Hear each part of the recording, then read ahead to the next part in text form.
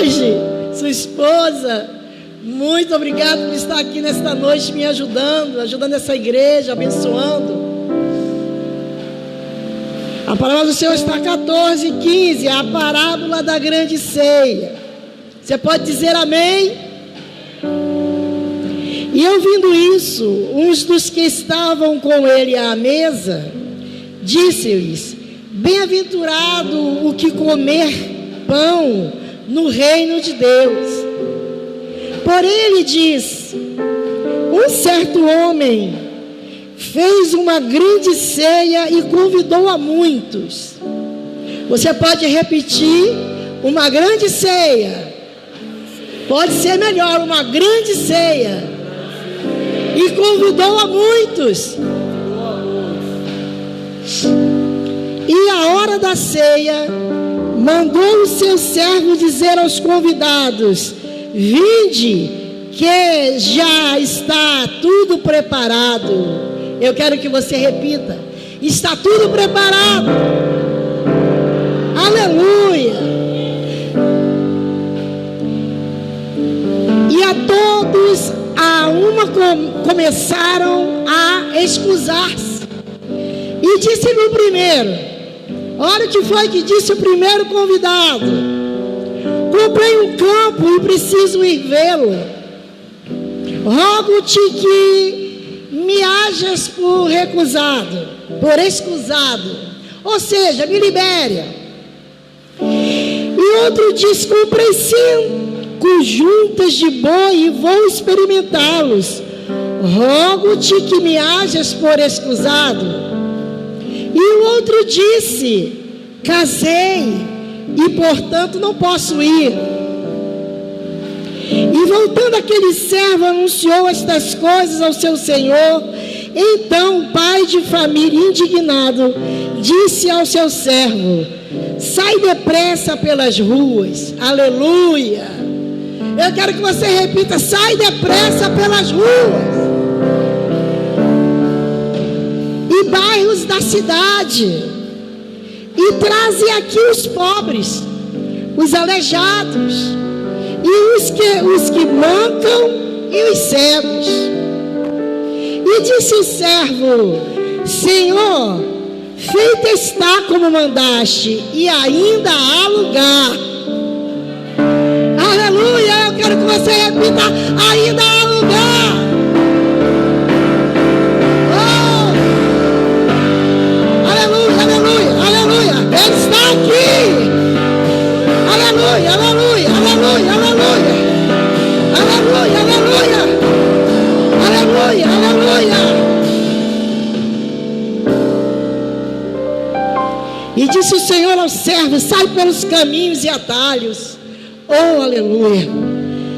Força-os a entrar, para que a minha casa se enche. Porque eu vos digo que nenhum daqueles varões que foram convidados provará da minha ceia. Aleluia.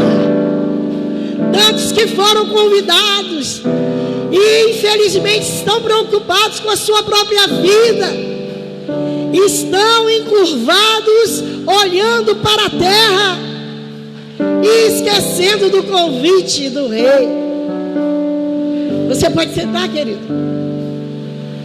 Pode sentar. Essa foi uma breve introdução para o que o Senhor colocou no meu coração nesta noite, para trazer para a igreja. A chuva.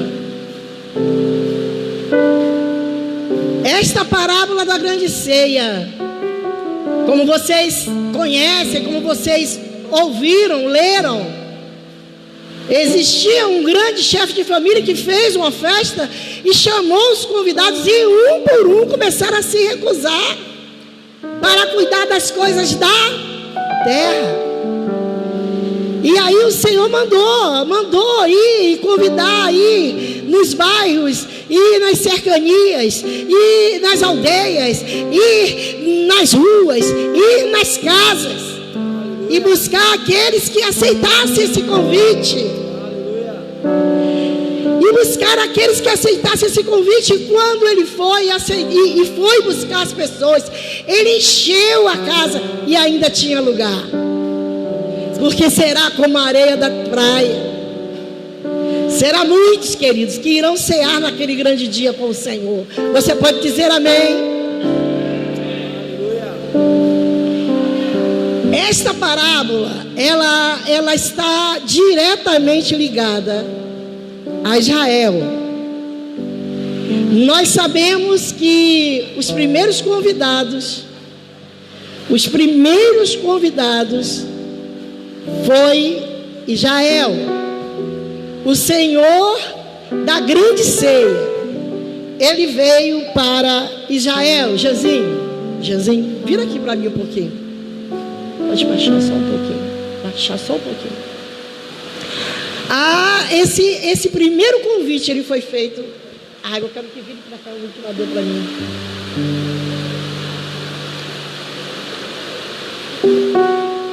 Esse primeiro convite, ele foi feito para Israel.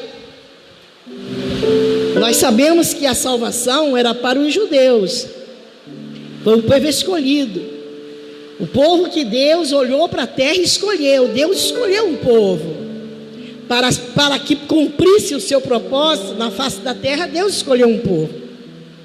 Mas esse povo recebeu o primeiro chamado, que foi o chamado do Pentateuco, das leis de Moisés. Mas acontece que o segundo chamado, que é o chamado para a ceia, é o chamado para a salvação, é o chamado para aceitar a Cristo, eles não aceitaram, porque não receberam Jesus como Salvador. Então eles ficaram apenas no primeiro chamado, que foi o chamado de Abraão. O segundo chamado, que era o chamado para a salvação, esse chamado eles não tiveram, não aceitaram. E crucificaram o Senhor e não aceitaram o Senhor. E isso também era um propósito do Senhor. Depois do chamado de Israel, veio a chamada para o mundo, para as nações, para nós que somos chamados de gentios. Nós fomos enxertados na oliveira que é Cristo, e por conta de sermos enxertados em Cristo, hoje nós temos direito a quão grande ceia, a quão grande salvação, porque fomos enxertados em Cristo, na grande oliveira que é Jesus Cristo.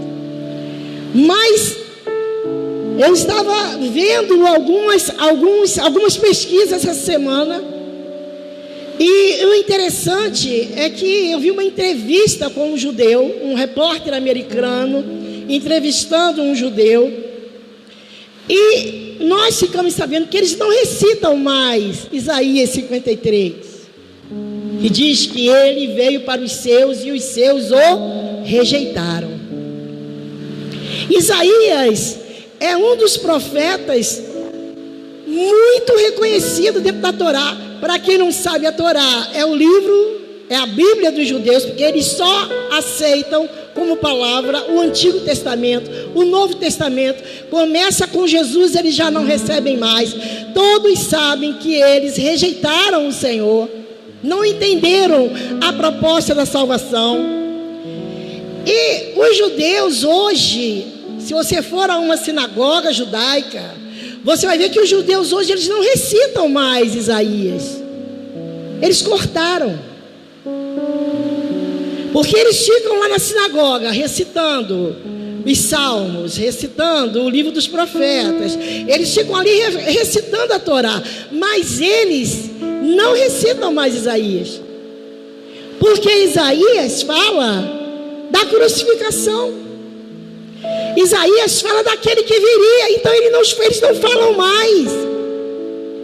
E foi perguntado a um judeu por que eles baniram. Por quê? Se eles vão banir Isaías 53:3, eles precisam banir então toda a Torá. Porque Isaías fala que ele veio para os seus, mas os seus o rejeitaram.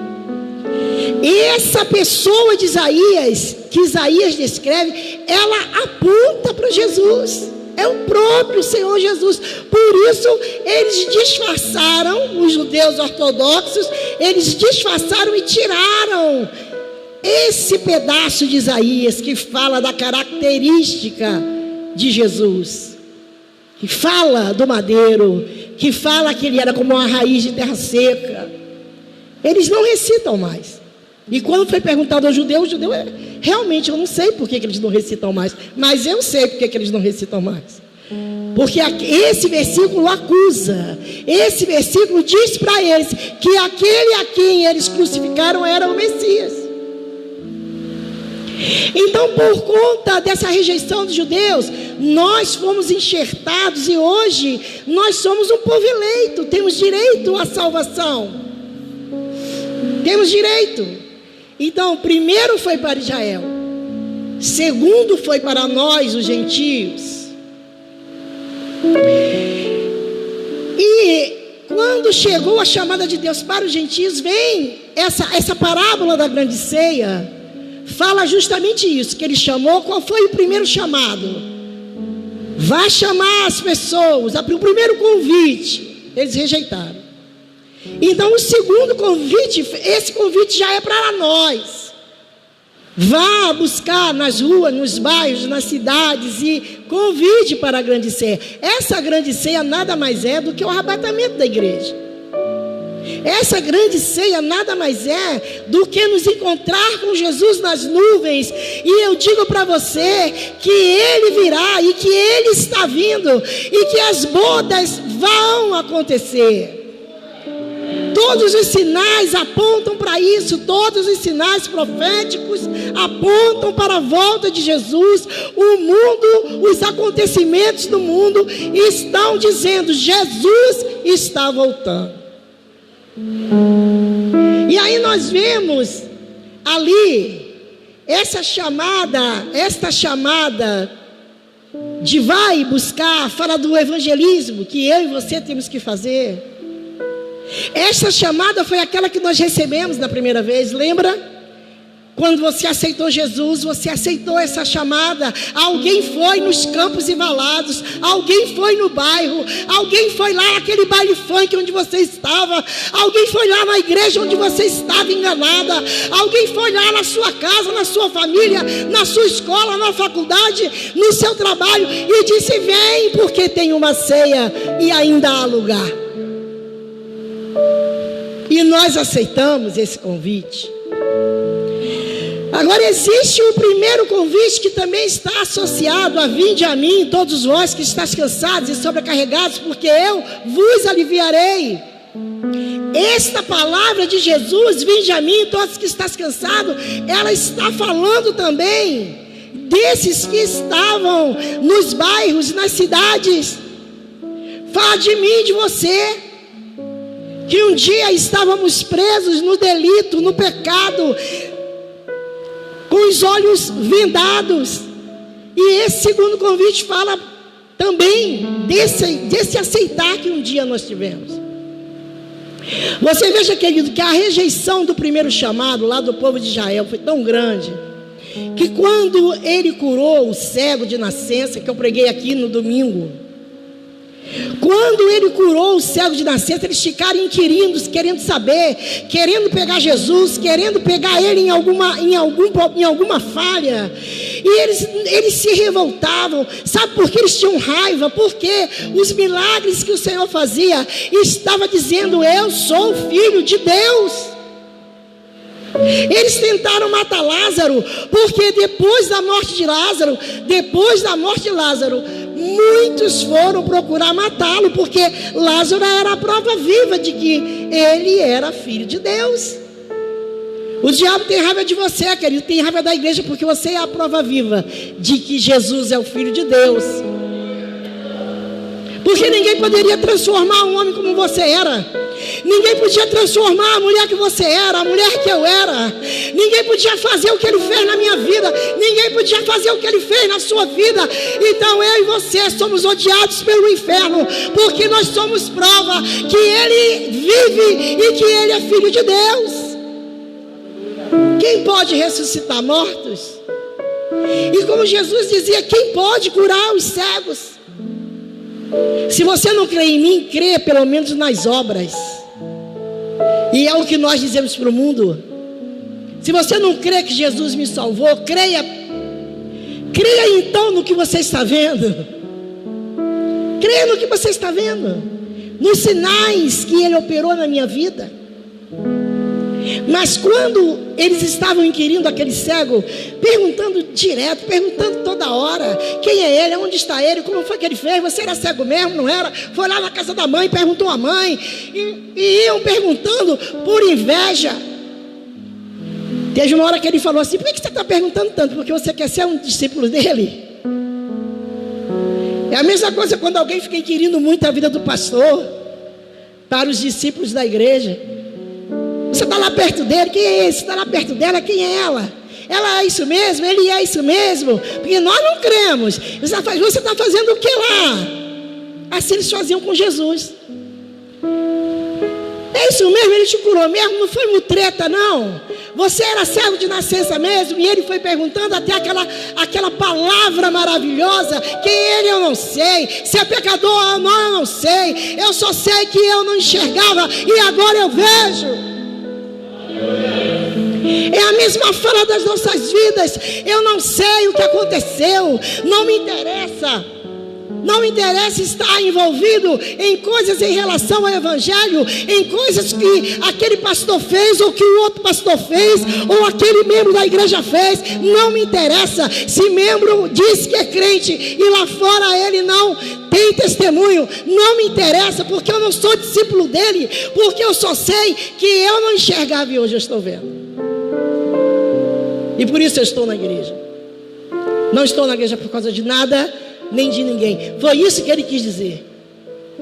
Eu não estou aqui para saber de nenhum questionamento. Eu não estou aqui para saber de nada. Eu só quero saber do que ele fez na minha vida. E é assim que nós temos que fazer. E quando o cego de nascença falou assim para ele, por que você pergunta tanto? Você quer ser um dos discípulos dele? E aí ele falou assim, não, ele você fica para você. O fariseu falando, ele você fica para você. Esse Jesus aí você fica para você. Eu fico com a lei de Moisés. Mas ele disse que ficava com Moisés. Está escrito assim, eu fico com Moisés. Esse você fica para você. Mas isso era para dizer que ele era um homem que obedecia a lei e os profetas. Hipócritas, porque eles diziam que obedeciam a lei, eles diziam que respeitavam a lei, mas a lei estava longe deles. Eles eram hipócritas. Eles eram malfeitores, eles eram sujos, eles eram ímpios, eles eram fariseus. E por isso tentavam matar a igreja do Senhor. Tenha medo, querido, de todos aqueles que chegam perto de você e que tentam defamar, que tentam denegrir a obra do Senhor. Porque essa luta daqueles que tentam denegrir a obra do Senhor, essa luta é diretamente com Deus. Ela não é nem com o irmão, ela é com Deus. Essa luta aqui desses fariseus com este cego, querendo denegrir, querendo dizer que não foi, querendo dizer que era mentira. Essa luta aqui não é porque tinha um profeta e porque ele ficou com inveja só. Não, é uma luta do inferno contra a obra do Senhor. Contra a obra do Senhor.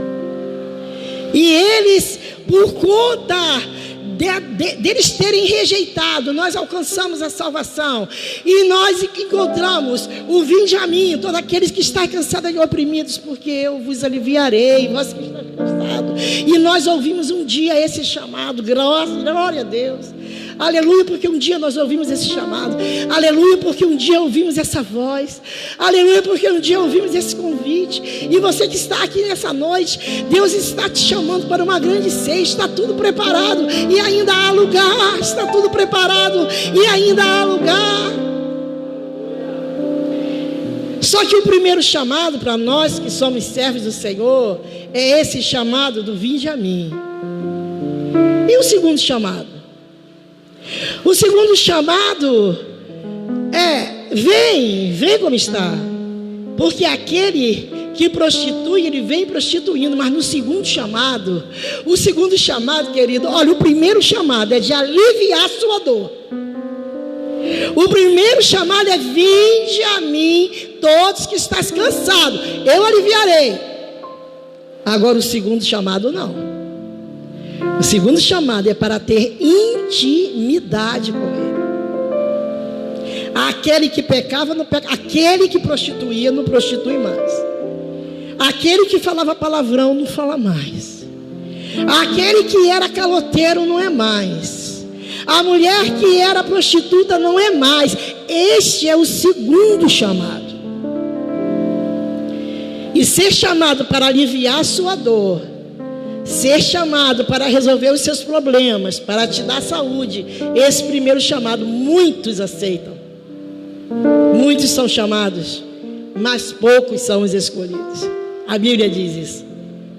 Então, esse primeiro chamado: vem porque eu mudo a sua história, vem porque eu te dou emprego, vem porque eu te dou comida. Muitos atendem esse chamado, mas só que nós não podemos ficar nesse primeiro chamado de vinde a mim que eu vos aliviarei.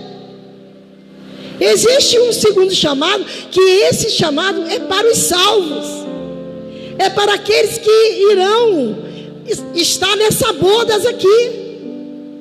Esse segundo chamado é um chamado de santificação. O povo que andava em treva viu uma grande luz. Esse segundo chamado é que sem santificação, o mesmo Deus que diz vinde como está, ele diz também: sem santificação é impossível ver a Deus. Então nós nos achegamos ao Senhor. Eu me acheguei ao Senhor para aliviar o meu cansaço e a minha dor. Você se chegou ao Senhor para aliviar o seu cansaço e a sua dor, aquilo que o mundo te fez, aquilo que a tua história te fez, aquilo que a infância te fez, aquilo que as frustrações te fizeram. Esse é o primeiro chamado. Cura da alma, das emoções. Mas, querido, existe um segundo chamado. Esse segundo chamado é ir a todo mundo e pregar o evangelho a toda criatura. O segundo chamado é vai lá nos bairros, nos campos, nos valados e chamar as pessoas. O segundo chamado é que sem santidade ninguém verá a Deus. Este segundo chamado é um chamado de santificação, é um chamado de oração, é um chamado de ser igreja, é um chamado de ser noiva, noiva do Cordeiro. Esse segundo chamado é a condição que você precisa ter para você poder estar nessa grande ceia. Existe uma condição que não está nesse primeiro momento em que você se achega ao Senhor. Essa condição está na caminhada.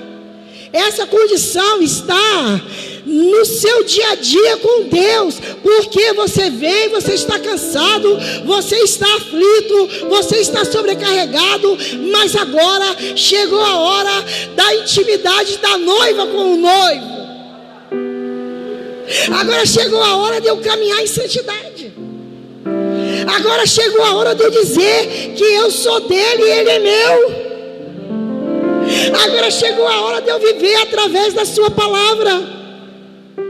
Agora chegou a hora desta palavra ser o meu princípio de vida. Agora chegou a hora de eu ser a luz do mundo. Chegou a hora de eu ser o sal da terra.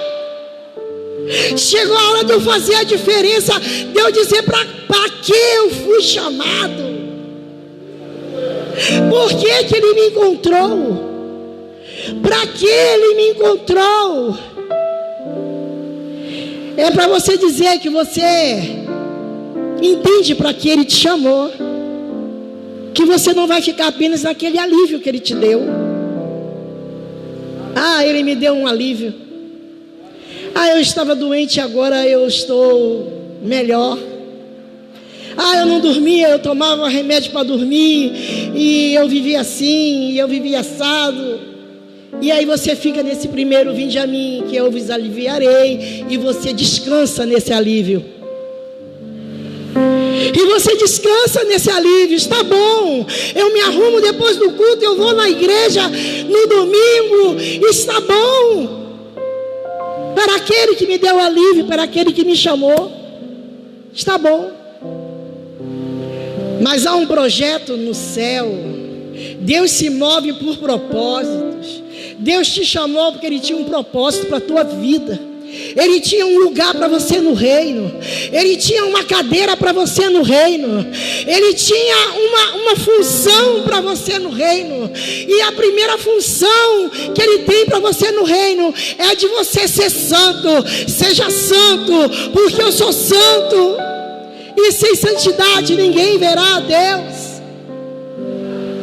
Chegou a hora de você ir fazer o convite que você recebeu um dia. Chegou o dia, chegou a hora de você receber o convite. Mateus, coloca ali, Janzinho, Mateus 13. Porque outra parábola que fala também dessa entrega é a parábola da pérola de grande valor. Entrou assim: o reino do céu é semelhante a um homem negociante que busca boas pérolas. E encontrando uma pérola de grande valor, foi, vendeu tudo quanto tinha e comprou-a. Igualmente, o reino dos céus é semelhante a uma rede lançada ao mar e que apanha toda a qualidade de peixes. Essa parábola diz que um homem, ele era negociante, que ele andava em muitas terras. Mas um dia, nessas terras, andando nessas terras, ele encontrou uma pérola de grande valor. E ele vendeu tudo que ele tinha. Ele vendeu tudo que ele tinha para comprar aquela pedra. Para comprar aquela pedra. Isso aqui está dizendo que se você tem Jesus como uma pérola de grande valor, se você tem a obra do reino, Cristo Jesus e a salvação e o reino dos céus, como um homem negociante que anda na terra e que encontrou uma pérola de grande valor, quando esse homem vendeu tudo que ele tinha para comprar uma pérola, ele estava dizendo: essa pérola para mim é a coisa mais importante da minha vida. E jamais você vai ficar como aquelas pessoas que foram convidadas para a ceia e que disseram: eu vou me casar, não posso, me tenha por excusado, eu ainda tenho muita coisa para fazer, não posso. Ah, porque eu comprei uma junta de boi, não posso, me tenha por excusado. Olha a diferença dos convidados para essa ceia. Olha o paralelo de diferença entre os convidados para essa ceia e este homem que encontrou uma pérola de grande valor. Você encontrou essa pérola de grande valor? Porque se você encontrou essa pérola, nada mais te importa. Porque se você encontrou essa pérola, você pode ser um homem negociante, porque esse homem negociante está apontando para as nossas vidas que queremos trabalhar, queremos negociar, queremos crescer, queremos fazer negócio, tudo bem. Esse negociante está falando da nossa natureza humana, que é ganhar dinheiro, ganhar uma formatura, ganhar um diploma. Nada contra, contanto que você venda tudo por esta pérola de grande valor. Quando eu falo em vender tudo, não é agora eu vou ficar louca, eu vou largar tudo que eu tenho, não. Você vai colocar essa pérola em primeiro lugar na sua vida. Você vai colocar essa pérola acima dos seus negócios, acima do dinheiro, acima de todas as coisas da terra. Lembra da mulher encurvada que eu preguei aqui no domingo?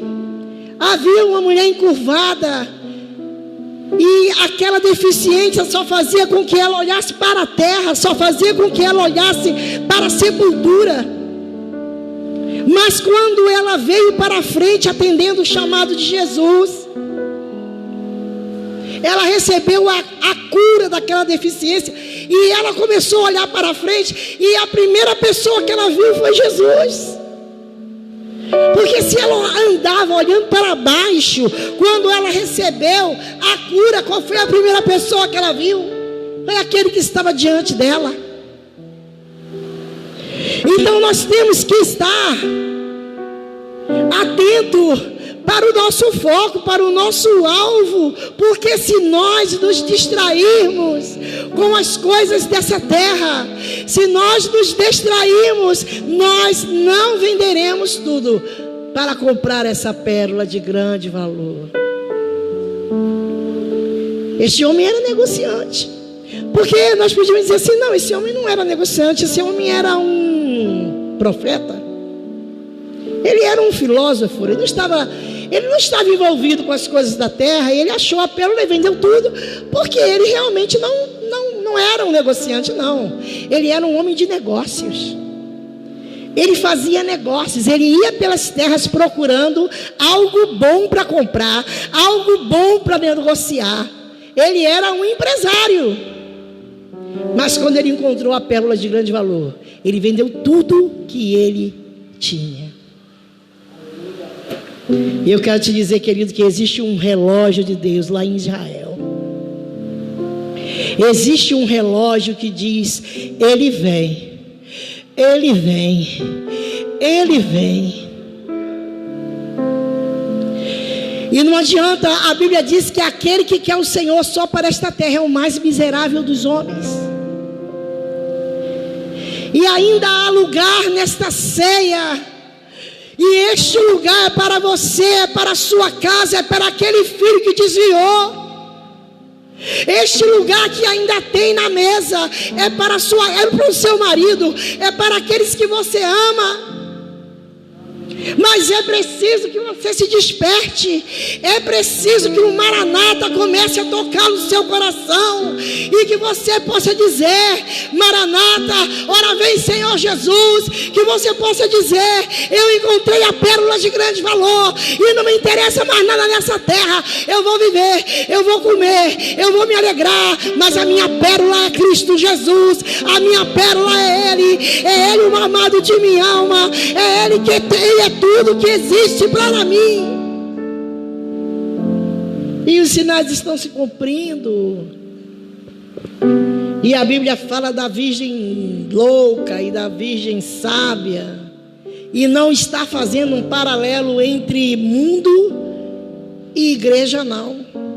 As 5 loucas é o mundo, e as 5 não. Todas elas estavam como noivas, mas tinha umas que dormiam e outras que estavam atentas no relógio de Israel, no relógio de Deus, no chamado: eis que cedo venho, eis que estou à porta e bato. Se você abrir, eu entrarei, cearei contigo.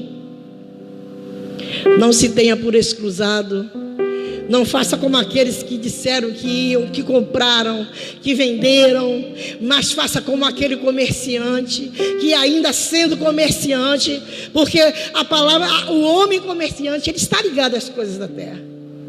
É muito difícil você encontrar um comerciante que esteja ligado no céu, só se for sacerdote, profeta, porque o comerciante, ele cuida das coisas da terra, ele cuida dos negócios, ele cuida das bolsas de valores.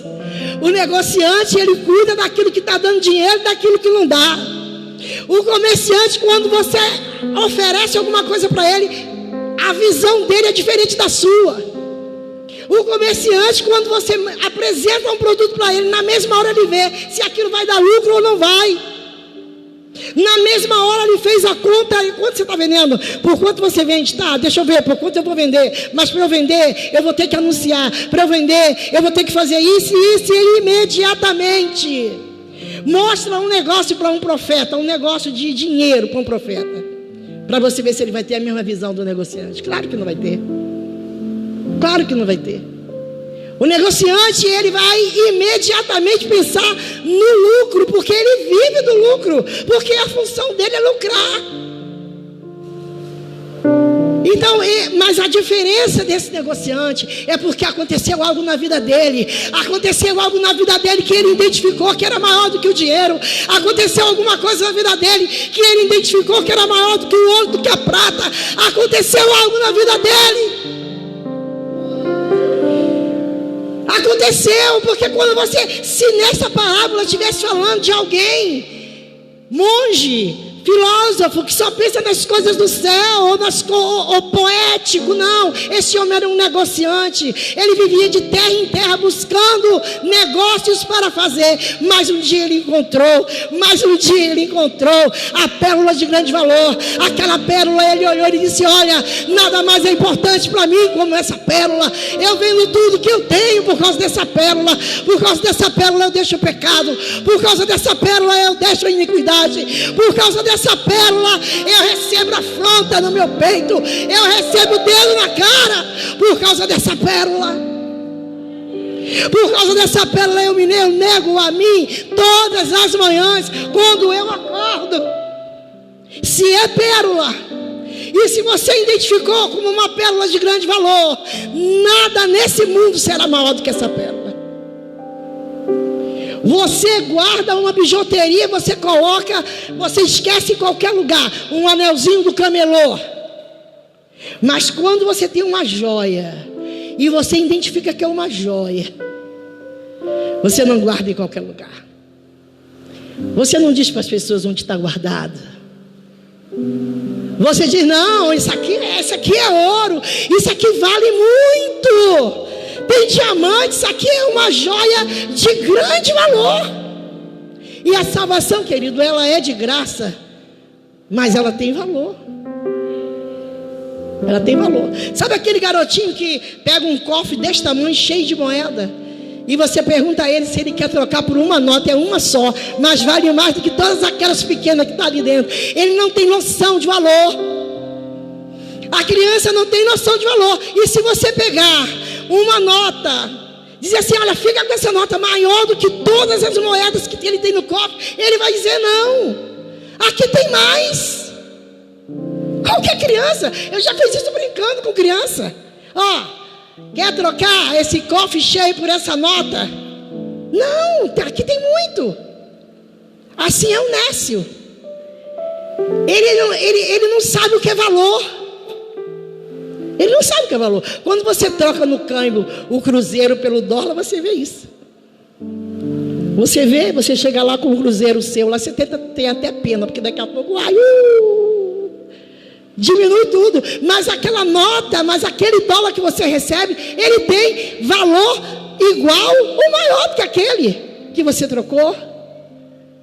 Então o homem que é negociante, o homem que é sábio, entendido, ele sabe o que tem valor. A salvação é de graça, mas ela tem valor. Ela custou o sangue de Jesus. Ela custou Jesus dizer: envia a mim. Ela custou o amor de Deus pelo mundo. E se você sabe, você vai identificar essa pedra de grande valor. Ainda que você seja um comerciante, ainda que você diga assim: ah, mas eu gosto muito de carro novo. Ah, mas eu tenho um sonho de me formar. Ah, mas eu estou apegado a isso e aquilo e aquilo outro. Mas se você encontrou a pérola de grande valor, se Jesus é a sua pérola, você vai saber realizar todas as coisas. Mas nunca você vai dizer: não posso para a obra de Deus. Você nunca vai dizer: não posso evangelizar. Você nunca vai dizer: não posso limpar a igreja. Você nunca vai dizer: não posso ajudar. Você nunca vai dizer: não posso subir um monte. Você nunca vai dizer: não posso te oferecer Jesus. Não posso perder o meu tempo. Tem alguém ali necessitado e você simplesmente não tem tempo. Você não tem tempo para a obra do Senhor. E se nós não tivermos tempo, se nós não tivermos esse achado de valor, com certeza eu garanto a você que tudo vai ser impedimento para você. Tudo. Uma dor de cabeça vai ser impedimento, porque um irmão passou por você e não te deu a paz do Senhor, vai ser impedimento. Ah, minha querida, porque o seu marido ainda não está na igreja, vai ser impedimento. Ah, minha querida, porque você perdeu o seu emprego, vai ser impedimento. Você vai chorar por bijuteria, você vai chorar por anelzinho comprado no camelô, porque você ainda não achou a pérola de grande valor. No dia que a gente encontrar, no dia que eu encontrei essa pérola, e que eu entendi o valor do que eu tinha na minha mão, nada mais me segurou. Encontrei e ainda não entendi que era. Por um tempo eu encontrei, mas ainda não sabia o que eu tinha achado. Sabe uma criança quando encontra ouro e ele joga no chão e troca por bola de gude, porque não tinha entendimento. A Bíblia diz assim: o meu povo foi destruído por falta de entendimento. O meu povo está sendo vendido aí para o diabo por falta de entendimento. O meu povo está destruindo a sua casa por falta de entendimento. Então por um tempo eu achei, mas não entendi o que achei. Muitas das vezes nós pecamos, muitas das vezes nós não entendemos a obra do Senhor, porque nós encontramos a pérola de grande valor, mas mesmo assim continuamos tristes. Encontramos a pérola de grande valor, mas mesmo assim continuamos dando ouvido para o ímpio que não sabe de nada. Mas encontramos como criança que não sabe, não como a criança pura, mas como a criança que não tem entendimento. Esse é o crente que fica na igreja contando a sua vida para o ímpio, chorando na casa do ímpio, se lastimando na casa do ímpio, com inveja do ímpio, Ah, ele é ímpio, mas ele prospera. Ah, ele é ímpio e vem para a igreja triste, pensando na vida do ímpio, mas não pensa que eles florescem para ser queimados para sempre. E é você que tem a pérola de grande valor, é você que tem algo de valor na sua mão, que vai fazer você sair da sepultura. Quem tem uma pérola de grande valor que possa tirá-lo da sepultura? Querido, o que você tem na sua mão, o que você tem no seu coração, o que você tem na sua vida, tome posse desse Jesus, tome posse dessa riqueza. A Bíblia diz: insondáveis riquezas. É mais forte do que o ouro refinado. Entenda a riqueza que você tem com Cristo Jesus. Você não precisa ser triste, você não precisa ser depressivo, você não precisa ter inveja do ímpio, você não precisa ficar chorando as pitangas, você não precisa tomar conselho com o ímpio, porque você tem uma pérola de grande valor. Essa pérola vai fazer você ressuscitar dos mortos. Essa pérola vai fazer você se encontrar com ele nos ares, para o grande banquete, para a ceia do Cordeiro. Você é convidado e ainda há lugar. Você pode aplaudir o Senhor. Vamos ficar de pé. Ministério Louvor. Para você que ainda não encontrou essa pérola, compre ela hoje. Sabe qual é o preço? É o seu coração. Você só precisa de dar o seu coração, e essa pérola sai com você daqui hoje. Ela sai cravada no seu coração. Ela sai cravada nas suas atitudes. Ela vai sair cravada na sua esperança. Ninguém mais vai roubar a sua esperança. Por causa do valor dessa pérola, ninguém mais vai dizer que você não é. Ninguém mais vai dizer que você não faz. Ninguém mais vai te humilhar. Ninguém mais vai dizer que a tua casa não serve para nada, que os teus filhos é a escória da sociedade, é um beberrão, é um fumador. Nunca mais você vai ser humilhada, porque essa pérola ela vai trazer riqueza para a sua vida. Ela vai trazer riqueza para a sua vida. Ela vai trazer a riqueza dos céus, os tesouros do céu. Insondáveis riquezas. A riqueza de você ter paz, a riqueza de você ter as suas necessidades supridas sem precisar de se humilhar para ninguém. A riqueza de você ter um Deus que supre a sua despensa. A riqueza de você ter um Deus que cuida de você, que dá a última palavra. Não é mais o médico que olha e diz que você vai morrer. Não é mais o vizinho que simplesmente tem inveja de você e diz que você não é nada e a sua casa não é nada. Não é mais os parentes, não são mais os parentes. Não são mais os parentes que dizem o que vai acontecer com você, porque agora você tem uma pérola de grande valor cravada no peito. Você tem uma pérola de grande valor cravada nas suas atitudes. Na sua mão, tudo que você pega prosperará. Você tem uma pérola de grande valor que vai fazer de você filho de Abraão. Você vai ser bendito ao entrar, bendito ao sair. Bendita a sua amassadeira, bendito o seu trabalho, bendito os seus filhos. E quando o mal entrar na sua casa, ela vai. Quando o diabo entrar na sua casa, você vai pegar no seu peito e vai dizer: aqui, Satanás, a pérola de grande valor que eu tenho, a pérola de grande valor que Deus me deu. Eu tenho Jesus. Eu tenho a raiz de Davi, a resplandecente estrela da manhã. Eu tenho aquele que era, que é e que há de vir. Eu tenho aquele que vai enxugar dos meus olhos toda lágrima. Eu tenho aquele que vai me levar para o céu. Eu tenho aquele que vai fazer eu conhecer a Nova Jerusalém. Eu tenho aquele que vai me fazer conhecer a Nova Jerusalém. Eu tenho aquele que me livrou do pecado. Eu tenho aquele que livrou a minha imundície. Eu tenho aquele que me livrou da iniquidade. Eu tenho aquele que me faz forte, valoroso, vencedor. Eu tenho aquele que me livra dos meus inimigos. Eu não preciso da morte dos meus inimigos. Eu só preciso de uma pérola de grande valor. Ninguém tem uma pérola de grande valor que não reconheça. Se você não reconhece, você ainda não tem. Aleluia. Se você não dá valor, você ainda não tem. Você ainda está como uma criança que pega a pérola e troca por bola de gude. Se você quer oração, se você quer aceitar, se você quer sair daqui hoje com essa pérola, você pode vir aqui à frente. Se você quiser oração também, vem aqui à frente que nós vamos orar por você. Saia com essa pérola daqui deste culto esta noite.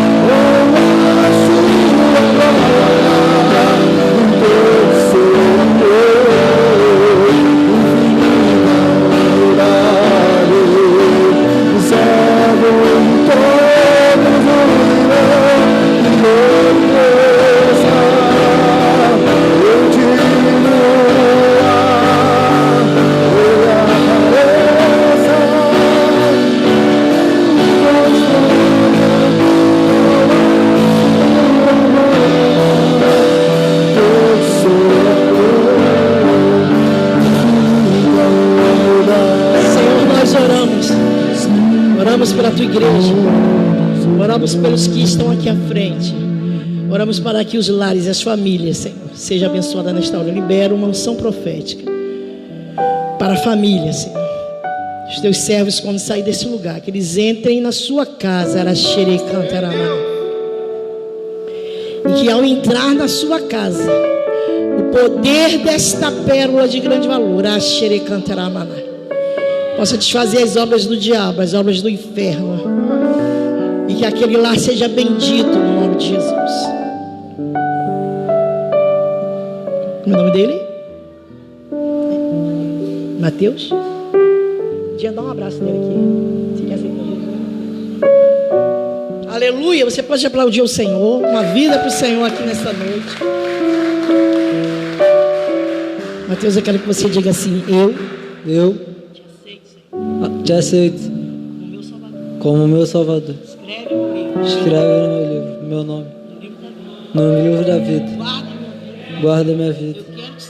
Eu quero te servir. Entrar nos seus caminhos. E nunca mais sair. Escreve meu nome. Recebe minha vida. Em nome de Jesus. Aleluia. Pode voltar para o seu lugar, querido.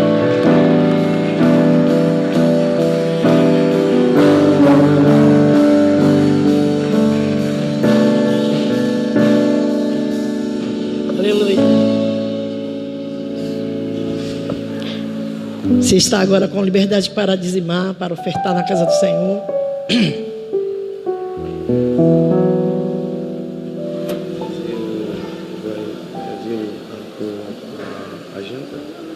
Você está agora? Eu acho que não. Não tem ainda. Se nós tivermos alimentos suficientes para fazermos, principalmente a carne moída, para fazermos o almoço, a janta de sexta-feira, nós vamos fazer. Se nós não tivermos, nós vamos deixar mais uma vez para a próxima semana. Mas queremos fazer a janta para os moradores de rua nessa sexta-feira. Vocês estejam atentos ali ao zap. Se nós tivermos já os alimentos aqui, nós faremos. E a equipe é a equipe de sempre. Tá bom?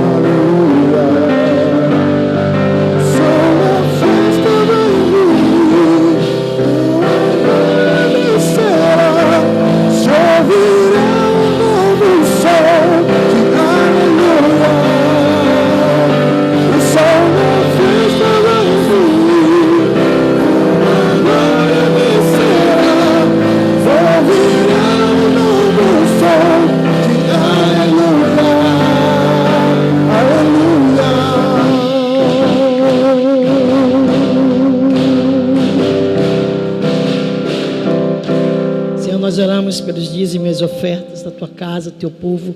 Abençoa o teu povo com prosperidade, com saúde, com paz familiar. Senhor, abençoa, ó Deus querido, em todas as suas necessidades. Nós te apresentamos, ó Deus, as ofertas no nome de Jesus.